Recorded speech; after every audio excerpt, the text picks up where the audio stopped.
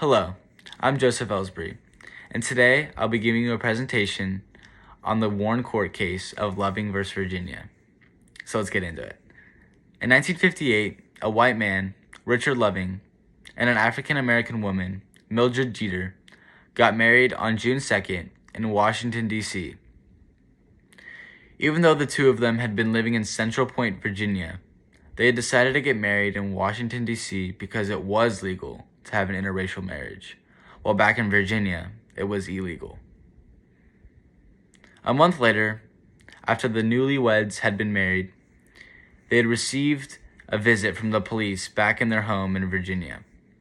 When the police came, both Mildred and Richard were arrested due to their violation of Virginia's law on interracial marriage. The Lovings broke Section 2059, which was the law that prohibited marriage between white and colored persons. After appearing in court, the Lovings were sentenced with a 1-year jail sentence, and they were forced to not return as husband and wife for the next 25 years in the state of Virginia. Since they had been kicked out of their home state, they had chose to live in the nation's capital, where they figured out how to file suit in Virginia's state court.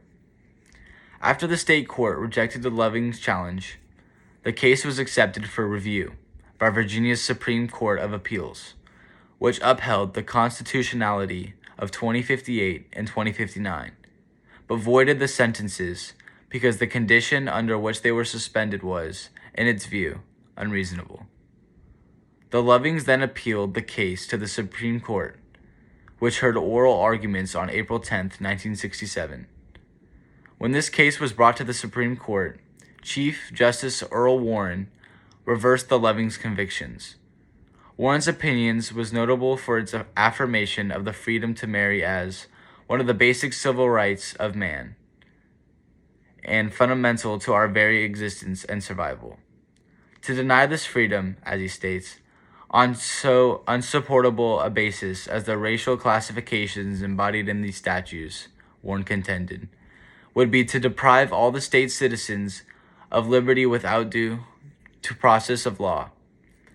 As a result of Warren's decision, the Supreme Court's ruling overturned the Lovings' conviction, and the effect helped interracial marriages in 15 other states, which helped us be who we are today.